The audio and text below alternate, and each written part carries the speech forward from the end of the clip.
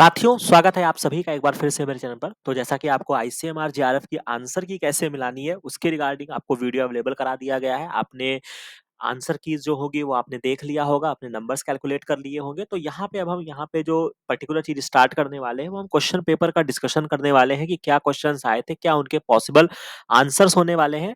तो इसके लिए जो होगा वो कई सारे पार्ट्स में हमारे वीडियो आएँगे। किसी एक वीडियो में इस पूरे चीज़ों को कवर कर पाना इतना आसान नहीं है। तो सबसे पहले मैं आपको क्लियर कट बता दूं, जैसा कि जो हमारा स्ट्रेटजी भी था आईसीएमआर को आपको क्रैक कराने के लिए, जो मैंने आपको प्लान भी बताया था कि चूंकि नया पैटर्न था, तो आपका यहाँ पे 3 सेक्शन में आपका पेपर था, ए बी सी था, जिसमें मैं ए को हमेशा से ही मैंने बोला था कि अगर वो अपने ट्रेंड पर पेपर देते हैं तब तो ठीक है, नहीं तो क्या है कि चूंकि आपको यहाँ पे क्वेश्चन चॉइस है नहीं, 150 में आपको 2 घंटे में 150 क्वेश्चन करने हैं, तो आपको अपने पार्ट पे ज्यादा फोकस होना है। तो खास तौर से मैं उसी के बारे में डिस्कस करने वाला हूँ। और जो बच्चों को भी फेस हुआ कि सेक्शन ए इस बार इन्होंने ऐसा डिजाइन भी किया था कि अगर आप इसमें फंसेंगे तो या तो आप अपने समय नष्ट करेंगे, या तो फिर आप बहुत ज्यादा कह सकते हैं कि एक्स्ट्रा ऑर्डिनरी टैलेंटेड या एक्स्ट्रा ऑर्डिनरी अगर आप में बुद्धि है, तभी आप उन चीजों को बैलेंस करते हुए कर सकते थे। बट आप एक डिसेंट, जो एक ह्यूमन के तरीके से मैं कहूंगा कि आप पेपर को अप्रोच करने का जो सही तरीका था और जो तरीके से आप अच्छे तरीके से एग्जाम में सेलेक्ट हो सकते हैं, उसका सबसे अच्छा तरीका था कि बी और सी सेक्शन पे आप फोकस्ड रहें, जो कि हमने पढ़ाते समय भी मैंने इस बात को कंसीडर किया था। सेक्शन बी जो हमारा था बेटा जी, वो सभी के लिए कॉमन था। तो सबसे पहले जो मैं यहाँ पे डिस्कशन करूंगा, क्योंकि सेक्शन ए से मुझे कोई लेना देना नहीं है। आपने उसमें सही किया तो बहुत अच्छी बात है, गलत किया तो वो आपकी मतलब जो भी प्रॉब्लम है। अभी जो मेरा कंसर्न है वो आपका सेक्शन बी और सी के लिए होगा। जैसा कि सेक्शन बी जो था बेटा, वो सभी के लिए कॉमन था, तो यानी कि आपने कोई भी स्ट्रीम चुना होगा तो सेक्शन बी कॉमन है। तो सबसे पहले हम सेक्शन बी को जिक्र करेंगे, उनके क्वेश्चंस को डिस्कस करेंगे, देन फिर हम सेक्शन सी पर आएंगे। ठीक है। और सेक्शन सी में भी जो मैं आपको बता दूं, जो खास तौर से हमारा प्रोसेस रहेगा, एक तो मैं बायोकेमिस्ट्री का पेपर डिस्कस करूंगा, एक मैं बायोटेक्नोलॉजी के क्वेश्चन डिस्कस करूंगा, और तीसरा मैं बायोलॉजिकल साइंस के डिस्कस करूंगा। फोर्थ मैंने टेलीग्राम चैनल पे बोल के रखा है, अगर आप इस वीडियो को देख रहे हैं, अगर आप माइक्रोबायोलॉजी वाले हैं, तो चूंकि इन तीनों का पेपर मेरे पास ऑलरेडी है, माइक्रोबायोलॉजी का मेरे पास पेपर नहीं है, तो अगर आप उस पेपर को डिस्कस करना चाहते हैं तो आप मेरे मेल आईडी पर आप क्या कर सकते हैं, माइक्रोबायोलॉजी का आप क्वेश्चन पेपर मेरे को सेंड कर दीजिए। ठीक है। यहां तक बात हो गई। तीसरी इंपॉर्टेंट चीज ये है कि अगर आप मुझसे अभी तत्काल में मुझसे पूछेंगे कि सर ये पेपर देख के आपको कट ऑफ के बारे में क्या प्रिडिक्ट हो रहा है, क्या आपको लग रहा है, तो मैं हवा में बात करना पसंद नहीं करता हूं। अभी मैं केवल बायोकेमिस्ट्री का ही पेपर पूरा देख पाया हूं, जिसके बेसिस पे अभी चूंकि पेपर का कट ऑफ तो सभी के मद्देनजर आएगा, तो मुझे पहले जज करना पड़ेगा कि बायोलॉजिकल साइंस का पेपर कैसा था, बायोटेक का पेपर कैसा था। एटलीस्ट मैं इन दो पेपर को तो जरूर ही देख लूं, ताकि मैं एक रफली आइडिया दे सकता हूं कि मोस्टली जो पॉपुलेशन थी वो यही 3 पेपर को सेलेक्ट किया था, जो मेरी नॉलेज में है। और चौथे जो मेजॉरिटी वाले बच्चे थे वो आपके माइक्रोबायोलॉजी वाले थे। तो कम से कम मैं जब तक ये 3 पेपर को नहीं देख लेता हूं, तब तक मैं कुछ कह नहीं सकता हूं। बट हाँ, ये मैं जरूर कहूंगा कि एक जो नॉर्मल ट्रेंड को फॉलो करता है आईसीएमआर, वैसा पेपर तो मैं नहीं कहूंगा, बट फिर भी कोई बहुत बड़ा अनूठा पेपर नहीं था, जो कि मैं भी आपको दिखाता भी जाऊंगा कि कितने क्वेश्चंस हमारे पढ़ाए हुए थे, कितने क्वेश्चंस हमारे डुएबल थे। तो एक क्वालिफाई करने भर का जो पेपर था वो आपको दिया गया था, क्योंकि अब जबरदस्ती आप सेक्शन ए में जाके उलझ जाओ, फिर कहो कि मेरे पास टाइम नहीं बचा या हम डिमोटिवेट हो गए क्वेश्चन पेपर को देखते हुए, तो वो मेरी जिम्मेदारी नहीं है। क्योंकि मैंने आपको सिखा पढ़ा के भेजा था कि भैया सेक्शन ए पर तो जूझना ही नहीं है, पहले आपको सेक्शन बी करना है, देन फिर आपको सेक्शन सी करना है। हालांकि उसमें भी आप जो कि एक नॉर्मल ट्रेंड के हिसाब से क्वेश्चंस नहीं पूछे गए, बच्चों को दिक्कत भी आई होगी, आपके कॉन्फिडेंस भी लूज हुए होंगे, तो उन सब चीजों को मद्देनजर रखते हुए मैं लास्ट में एक कट ऑफ का वीडियो डिसाइड करूंगा, बनाऊंगा। लेकिन उसके लिए मुझे समय चाहिए और आपको भी पेशेंस रखना होगा। ठीक है। क्योंकि मैं हवा में नहीं बोलता हूँ कि हाँ इतने नंबर ले आओ तो तुम्हारा क्वालीफाई हो जाएगा, या इतने नंबर ले आओ तो तुम्हारा नहीं क्वालीफाई होगा।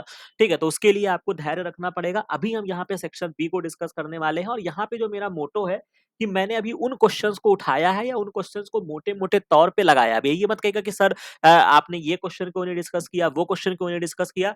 तो मैंने उन क्वेश्चंस को लगाया है कि जो आसानी के साथ एक नजर में क्वेश्चन जो है वो आपका साफ सॉल्व हो सकता था, जिसको आप थोड़ा सा एक बार और एग्जाम के टाइम पे अगर आप मतलब लौट कर आते और उनको देखते, तो आपका वो क्वेश्चन लग जाता। मतलब एक बार आपने रीडिंग कर लिया, लेकिन दोबारा लगा कि नहीं यार, ऐसे क्वेश्चंस को अगर थोड़ा सा 10-15 सेकंड, 25 सेकंड, 50 सेकंड और देते तो आपका वो क्वेश्चन सॉल्व हो जाता। तो हम केवल उसी क्वेश्चन को यहाँ पे डिस्कस करने वाले हैं। इस तरीके से हम सेक्शन बी के पार्ट के क्वेश्चन को डिस्कस करेंगे, और देन फिर हम रिस्पेक्टिव सेक्शंस पर आएंगे। और जो आपके कह सकते हैं कि जो चैलेंजिंग क्वेश्चन है, या जो एक्स्ट्रा ऑर्डिनरी क्वेश्चन पूछे गए, जो कभी कभी आउट ऑफ द सिलेबस आते हैं, उनको या तो हम सेपरेट वीडियो में डिस्कस कर लेंगे, और यह हम टेलीग्राम पे देख लेंगे अगर आपकी क्वेरी के अकॉर्डिंग, ठीक है? और मैं आपको कल तक ये भी बता दूँगा कि मुझे कौन से क्वेश्चन्स ऐसे लग भी रहे हैं कि चैलेंज करने योग्य हैं या चैलेंज करने योग्य नहीं है। तो उसके रिगार्डिंग भी मुझे लगता है कि जब हम सारा डिस्कस कर लेंगे तो आपको खुद ही क्लियर हो जाएगा कि हाँ, कोई क्वेश्चन बचा है या नहीं बचा है। तो यहाँ से जो हमारा पूरा मोटो रहेगा कि आपको सेक्शन बी में दिखाऊँ जो क्वेश्चन जो थे वो आपके डूएबल थे एंड सेकंड थिंग जो हमारी कोशिश रहेगी कि जो मैंने आपको पढ़ाया, जो इस प्लेटफ़ॉर्म से जो बच्चे पढ़ के गए, उनको कितने क्वेश्चंस वहाँ पे मिले उसके आस-पास जो चीज़ें मैंने आपको पढ़ाई, अभी तक जो हमारे चैनल पे कंटेंट्स अवेलेबल हैं, राइट? यहाँ तक आपको क्लियर हो गया होगा। अब यहाँ पर मैं आपको स्टार्ट करता हूँ और बात यहाँ पे हम स्टार्ट करते हैं। तो जैसा कि आप देख सकते हैं ये जो क्वेश्चन पेपर है 14 सितंबर को आपको कंडक्ट हुआ, आईसीएमआर बायोकेमिस्ट्री का मैंने उठा रहा हूँ। हालाँकि चूँकि सेक्शन बी का पार्ट है, तो ये सभी का ही सेम होगा। तो पहला क्वेश्चन जो था कि what is the approximate molecular mass of polypeptide containing 100 amino acid residue. तो ये तो क्वेश्चन जो है मैं तो कहूँगा कि ये जो डीबीटी की खास तौर से जब हम तैयारी करते हैं तो वहाँ पे हम ऐसे क्वेश्चंस को खास तौर से आपको सिखाया भी और बहुत बेसिक क्वेश्चन है कि जो आपका एक अमीनो एसिड की अगर मैं बात करता हूँ तो उसका जो मॉलिक्यूलर वेट होता है वो 110 डाल्टन होता है। तो अगर हम 100 अमीनो एसिड की बात करते हैं तो 100 को क्या करना था आपको बस 110 से मल्टीप्लाई कर देना है। तो ये आपका 11,000 डाल्टन आ जाएगा जो कि सेकंड ऑप्शन में आपका रखा हुआ है। तो यानी कि ये क्वेश्चन आईडी है आपका 2237 क्वेश्चन आईडी है और इसका जो राइट आंसर होगा वो 930 यानी कि सेकंड ऑप्शन जो होगा वो इसका राइट आंसर होगा। अब चूँकि एक ऑप्शन में यहाँ पे इन्होंने आपको फँसाया भी है कि जब आप इसको कैलकुलेट करेंगे तो अगर आप बहुत बुद्धिमान बनना चाहते हैं तो आप इसको क्या लिख सकते हैं, आप इसको 11 किलो डाल्टन भी आप लिख सकते हैं क्योंकि किलो में 1000 होता है तो आप 11 केडीए प्रोटीन भी लिख सकते हैं। लेकिन यहाँ पे इन्होंने केवल केडीए के टर्म में बात भी नहीं किया है, तो अगर आप इसको फर्दर लिखना चाहें तो आप 11 केडीए प्रोटीन भी आप इसको लिख सकते हैं। या आपका 11,000 डाल्टन जो होगा वो इसका राइट आंसर जो होगा वो आपका बनेगा। ठीक?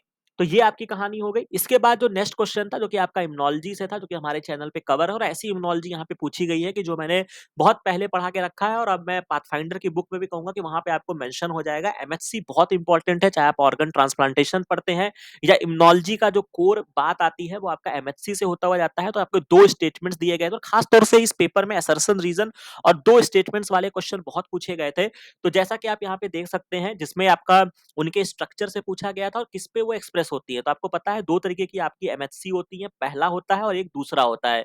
पहली वाली जो होती है वो आपकी ऑल न्यूक्लिएटेड सेल्स में पाई जाती है और दूसरी वाली जो होती है वो आपके एंटीजन प्रेजेंटिंग सेल्स में पाई जाती है। अब एंटीजन प्रेजेंटिंग सेल्स क्या होती हैं, ये तुरंत आप अपनी कॉपी पे लिखेंगे। अगर आप फर्दर तैयारी करना चाहते हैं तो मेरी बातों को फॉलो करके आप उसको तुरंत लिखिए, ठीक है? तो इसमें क्या होता है कि आपका एमएचसी फर्स्ट जो है वो आपके ऑल न्यूक्लिएटेड सेल्स पे है, ये बात मेरी ट्रू है।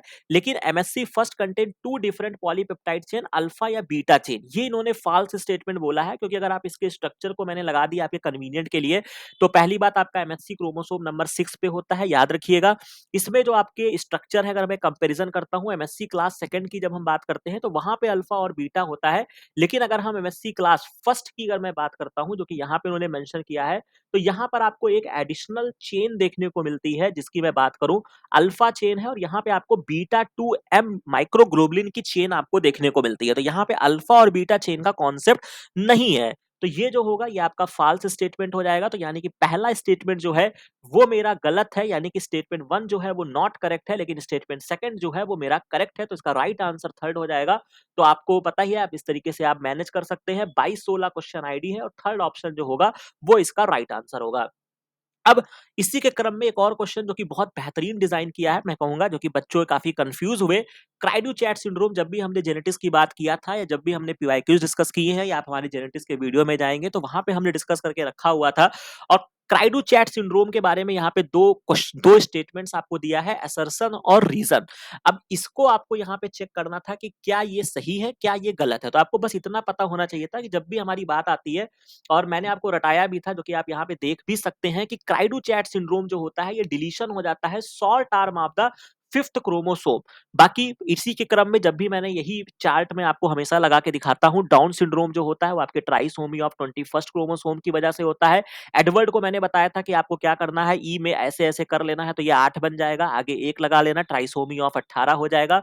पटाऊ जो होता है वो आपके 13th क्रोमोसोम की वजह से होता है। तो स्टेटमेंट अगर आप पढ़ना चाहें तो आपको यहाँ पे देखने को मिलेगा, in the cri du chat syndrome there is a partial monosomy resulting from semi small terminal deletion involve chromosome number 5। तो यानी कि अगर बहुत सारे टर्मिनोलॉजी को नहीं जानते हैं, केवल आप इतना जानते हैं कि क्राइडू-चैट सिंड्रोम की अगर मैं बात करता हूं तो वहां पर क्या होता है कि आपके क्रोमोसोम नंबर 5 के शॉर्ट आर्म में डिलीशन होता है। तो यानी कि ये बात तो आपका ट्रू है, लेकिन क्या जो असर्शन है कि cri du chat syndrome is a classical example of endopolyploidy in the human. अब ये जो कठिन ये जो पॉइंट है पर्टिकुलरली, ये यहाँ पे आपके लिए कह सकते हैं कि एक दिमाग में लाया होगा, जो आपका संदेह पैदा किया होगा कि आप इस क्वेश्चन को करने में सक्षम नहीं है, लेकिन आप इस क्वेश्चन को कर सकते थे। क्यों कर सकते थे? क्योंकि एंडोपॉलीपोलाइडी एक वर्ड है जिसका हम जिक्र करते हैं, जब बहुत बार हमारी जिक्र होती है जब हम सेल साइकिल पढ़ते हैं। अगर आपने सेल साइकिल पढ़ा होगा तो वहां पे एक पर्टिकुलर कंपाउंड होता है जिसको हम कॉल्चिनीन बोलते हैं, जो कि मेटाफेज का इनहिबिटर होता है। सीएसआईआर में बहुत बार यहां से क्वेश्चन आया है, तो आप यहां से इस क्वेश्चन को जोड़ सकते थे। तो एंडोपॉलीपोलाइडी हमने जब सेल साइकिल पढ़ा था, और चूंकि यहाँ पे उन्होंने क्लासिकल एग्जाम्पल की बात कर रहे हैं, यानी कि एक तरीके का जो प्राचीन एग्जाम्पल है या बहुत बेहतरीन एग्जाम्पल है, उसको बोलना है कि क्राइडोचैट सिंड्रोम जो है वो एंडोपॉलीपोलाइडी का एग्जाम्पल है। अब एंडोपॉलीपोलाइडी क्या होता है और इसको हमने कहाँ पढ़ा है, तो आपको पता होगा। एक आपका एल्कोलाइड है जिसको हम कॉल्चिनीन बोलते हैं, जो कि इनहिबिट करता है फॉर्मेशन ऑफ माइटोटिक स्पिंडल को, यानी कि पॉलीमराइजेशन ऑफ द माइक्रोट्यूब्यूल, और सेल को मेटाफेज में ब्लॉक कर देता है। ये पैराग्राफ बहुत इंपॉर्टेंट है, अगर आप चाहे नए हैं पुराने हैं, इसको जरूर याद रखिएगा, यहीं से क्वेश्चन जो है वो आपका बना है। अब इसमें क्या होता है कि जो आपके क्रोमोसोम और डीएनए जो होते हैं वो रेप्लिकेशन तो होता है, लेकिन remain within the same cell. Nucleus divide नहीं करता है, जिससे नंबर ऑफ द क्रोमोसोम बढ़ते जाते हैं। This process lead to the endopolyploidy या एंडोमाइटोसिस, यहाँ पे हम इसको बोलते हैं। तो यानी कि जो एंडोपॉलीपोलाइडी थी वो हमने कॉल्चिनिन की वजह से पढ़ा था, in which nucleus contain multiple set of the chromosome instead of the normal two set of found in the diploid cells. तो यानी कि जो सेल्स होती हैं वो पॉलीपोलाइड हो गई। अब यहाँ पर तो भाई क्राइडो चैट में तो किसी एक क्रोमोसोमल एबनॉर्मेलिटी हुई, ये तो कोई ऐसा तो हुआ नहीं कि नंबर जो थे वो 2n से 4n हो गया, 4n से 6n हो गया। ये कहानी तो आपकी नहीं हुई, ये तो हमारा क्रोमोसोमल की एबनॉर्मेलिटी से हुआ है, ऑटोसोमल एबनॉर्मेलिटी हुआ है, mutation in the body of the chromosome में हुआ है। तो यानी कि जो पहला स्टेटमेंट है, अगर आप इसको थोड़ी सी भी बुद्धि लगाएंगे तो ये आपका फाल्स हो जाएगा। तो यानी कि असर्शन ही जब आपका फाल्स है, तो रीजन जो है वो आपका रीजन तो ट्रू है, लेकिन असर्शन जो है वो फाल्स होगा। तो बाकी पहला और दो आपका बनेगा नहीं, क्योंकि असर्शन जो है वो फाल्स है। तो ये दोनों ही ऑप्शन आपके कैंसिल हो जाएंगे, बचेगा आपका चौथा ऑप्शन। तो यानी कि जो इसका राइट आंसर आपका बनेगा वो आपका असर्शन जो है वो आपका फाल्स है, और रीजन जो है वो आपका ट्रू है। तो यानी कि जो क्वेश्चन आईडी है 226 है, और इसका जो राइट आंसर जो है वो आपका फोर्थ ऑप्शन है। तो मुझे लगता है कि आप समझ गए होंगे किस तरीके से आप किस अप्रोच से ये क्वेश्चन सॉल्व कर सकते थे, बट एक बहुत ही डिसेंट और बढ़िया क्वेश्चन आपसे यहाँ पे ड्राइव किया है। अब इसी के क्रम में अगर मैं आगे बढ़ता हूं, एक मैचिंग का क्वेश्चन, जो कि आपको कह सकता हूं कि बहुत ही बोनस क्वेश्चन मैं यहाँ पे आपको कहूंगा कि जो आपको यहाँ पे दिया गया है। तो सबसे पहली बात, आप ऑटोट्रॉफ को यहाँ पे पकड़िए। ऑटोट्रॉफ जो अपना भोजन बना सकते हैं, वही आपके प्रोड्यूसर होते हैं। जब आपने इकोलॉजी पढ़ा होगा, बहुत ही बेसिक इकोलॉजी अगर आपने 12th लेवल पे पढ़ा होगा, तो भी आपको ये मिल जाएगा। तो ए को थर्ड से लगा देना है, एक ही ऑप्शन में रखा है, और बाकी जो चीजें फैगोट्रॉप, स्पैरोट्रॉप अगर आप नहीं भी जानते हैं, तो भी आपका क्वेश्चन जो होगा वो आपका सॉल्व हो जाएगा। तो मुझे लगता है कि ये आपका थर्ड ऑप्शन हो जाएगा। तो क्वेश्चन आईडी जो है वो आपकी 2249 है, और इसका जो राइट आंसर बनेगा वो आपका 979 होगा। यानी कि आपका ऑटोट्रॉप जो होते हैं वो आपके प्राइमरी प्रोड्यूसर्स होते हैं, राइट। इसके बाद एक और क्वेश्चन, जो कि सेल साइकिल से बहुत बेसिक क्वेश्चन, कि सेल साइकिल में आपके 4 स्टेजेस होते हैं। एक अनदर टर्म हम यूज करते हैं जिसको हम जी नॉट फेज कहते हैं। ये क्या होता है? तो आपको पता है जी नॉट फेज में आपकी सेल्स जो होती हैं वो डिवाइड नहीं करती हैं। तो यानी कि इसका राइट आंसर होगा कि cells have cease to divide, right. इसके बाद नेक्स्ट क्वेश्चन जो है वो आपके हार्डे विनबर प्रिंसिपल से पूछा गया है। ये भी मैं कहूंगा कि आपके 11 12th के लेवल का ही क्वेश्चन है, कि जब आप हार्डे विनबर प्रिंसिपल पढ़ते हैं, तो यहाँ पे पूछा गया है कि आपका हार्डे विनबर प्रिंसिपल जो है पॉपुलेशन जेनेटिक्स पे अप्लाई होता है। All of the following option can disturb the Hardy Weinberg equilibrium except, मतलब कौन सा ऐसा पर्टिकुलर चीज है जो हार्डे विनबर इक्विलिब्रियम को प्रभावित नहीं करता है। तो आपको ये 5 बातें याद होनी चाहिए कि 5 बेसिक प्रोसेस होते हैं जो अफेक्ट करते हैं हार्डे विनबर इक्विलिब्रियम को, जिससे आपके जेनेटिक लेवल में वेरिएशन आ सकता है। इसमें आपका जब भी म्यूटेशन होगा तो हार्डे विनबर प्रिंसिपल लागू नहीं होगा। जब भी आपका जेनेटिक रिकॉम्बिनेशन होगा तब नहीं लागू होगा। जीन का माइग्रेशन होगा तब नहीं लागू होगा।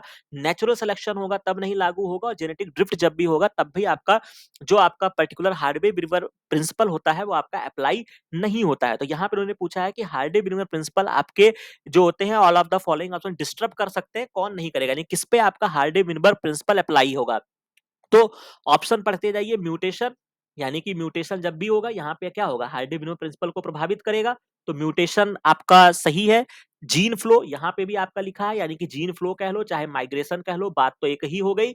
इसी तरीके से एक ऑप्शन में स्मॉल पॉपुलेशन साइज है। अब ये भी बहुत इंपॉर्टेंट है, जब भी हमने पीवाईक्यूज को सॉल्व किया है और जब भी इवोल्यूशन में क्वेश्चन आता है तो जेनेटिक ड्रिफ्ट जो होता है वो हमेशा स्मॉल पॉपुलेशन पे आधारित होता है। और थोड़ी सी भी आपने बेसिक बायोलॉजी अगर आपने एनसीईआरटी भी रीड किया होगा तो वहां पे आपको मिल जाएगा कि जेनेटिक ड्रिफ्ट जो होता है वो आपके स्मॉल पॉपुलेशन पे अप्लाई होता है। तो यानी कि जब इन्होंने स्मॉल पॉपुलेशन साइज की बात की है तो यानी कि इन्होंने जेनेटिक ड्रिफ्ट की बात की है। यहाँ पे इन्होंने थोड़ा सा आपको घुमाया है, तो यानी कि इस पर भी अप्लाई होता है। तो जब रैंडम मेटिंग जो है वो मुझे ऑप्शन यहाँ पे देखने को नहीं मिल रहा है कि रैंडम मेटिंग जो है वो प्रभावित नहीं करता है, तो यानी कि आपका जो राइट आंसर बनेगा वो आपका पहला बन जाएगा। तो क्वेश्चन आईडी जो है वो आपका 2232 है और राइट आंसर जो होगा वो 909 होगा। तो ये बहुत इंपॉर्टेंट है, अगर आप बिगिनर्स हैं तो इन सारे चीजों को अपनी कॉपी में नोट डाउन करते रहिए और समझते रहिए कि किस तरीके से आप क्वेश्चन को सॉल्व कर सकते थे। नेक्स्ट क्वेश्चन लैक ओपेरॉन से पूछा गया है, जो कि मेरे चैनल पे ऑलरेडी कवर है। लैक ओपेरॉन मॉलिक्यूलर बायोलॉजी की प्लेलिस्ट में मिल जाएगा, ठीक है। वहां पे मैंने बहुत अच्छे से पढ़ाया था और 5 स्टेटमेंट्स आपको दिए गए थे और आपको करेक्ट स्टेटमेंट आपको छांटना था। और बहुत ही मतलब मैं कहूंगा कि बहुत ही बेसिक लैक्टोज लैक ओपेरॉन का क्वेश्चन उन्होंने पूछा है कि ओपेरॉन जो है वो नॉर्मली ऑफ होता है when appropriate substrate is absent. बिल्कुल सही बात, ओपेरॉन बंद रहेगा जब आपका सबस्ट्रेट जो होगा वो नहीं रहेगा। अगर आप इससे भी नहीं सेटिस्फाइड है तो इतना तो आपको पता होगा कि जो आपका लैक्टोज होता है वो आपका इंड्यूसर सबस्ट्रेट होता है। बिल्कुल सही बात, चाहे उसको लैक्टोज कह लो चाहे एलो लैक्टोज कह लो, या सिंथेटिक में जब हम बात करते हैं तो आईपीटीजी जो होता है वो इंड्यूसर का काम करता है। तो इंड्यूसर में आपके यही होते हैं, लैक्टोज जो होता है वो जाके एलो लैक्टोज में कन्वर्ट हो जाता है। तो यानी कि बी मुझे ऑप्शन में रखा हुआ मिलना चाहिए, तो यानी कि थर्ड और फोर्थ ऑप्शन मेरे कैंसिल हो गए।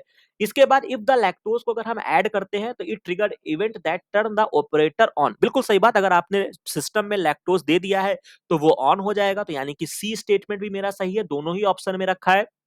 इसके बाद जो आपका है कि the structural gene are transcribed in 3 different transcript coding for all 3 different enzyme. अब यहीं पर उन्होंने गड़बड़ कह दिया है कि ट्रांसक्रिप्ट एक ही होता है लेकिन जो एंजाइम्स होते हैं वो 3 डिफरेंट एंजाइम बनते हैं। तो डी आपका कैंसिल हो जाएगा।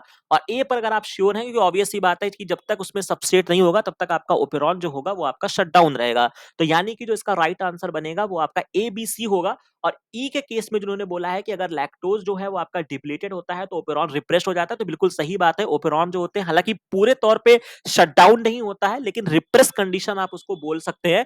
बट फिर भी आपको उस स्टेटमेंट तक जाने की आपकी जरूरत ही नहीं है, क्योंकि ऑप्शन एलिमिनेशन मेथड से आपने इस क्वेश्चन को सॉल्व कर लिया है। तो 2254 का जो राइट आंसर आपका बनेगा वो 997 बनेगा, यानी कि ऑप्शन आईडी जो आपकी फर्स्ट रखी हुई है ए बी सी जो है वो आपका सही है। बाकी आप इसको रिकॉल करना चाहें तो आप ये बहुत ही सुंदर सा फिगर जो मैंने आपको पढ़ाया था कि लैक ओपेरॉन की जब भी हम बात करते हैं तो ये आप देख सकते हैं आपके स्ट्रक्चरल जीन होते हैं, जेड वाई ए होता है। एक ट्रांसक्रिप्ट बनेगा जिससे क्या होते हैं 3 डिफरेंट पॉलीपेप्टाइड्स आपकी बनती है, जो beta galactoside permease and tetra acetylase होता है। तो आपको यहां से जो ये वाला फोर्थ ऑप्शन का जो कंफ्यूजन होगा वो भी यहां से क्लियर हो गया है कि 3 डिफरेंट ट्रांसक्रिप्ट नहीं बनते हैं, स्ट्रक्चरल आपके 3 जीन होते हैं। स्ट्रक्चरल जो है बेटा वो आपके 3 जीन है, ट्रांसक्रिप्ट आपका एक ही बना है, उसके बाद उसमें प्रोसेस हुआ है तो आपके 3 डिफरेंट प्रोटीन्स बने हैं। और एलोलैक्टोज या लैक्टोज जो होता है वो आपका इंड्यूसर के तरीके से कार्य करता है। तो ये आप देख सकते हैं चैनल पे अवेलेबल था, तो ये क्वेश्चन आपको डेफिनेटली जो है वो आपको यहाँ पे सॉल्व करना चाहिए था। तो आशा है कि ये चीजें आपको अच्छी लगी होंगी, समझ में आई होंगी। बाकी फर्दर चीजों को हम ऐसे ही शॉर्ट फॉर्म में डिस्कस करते रहेंगे।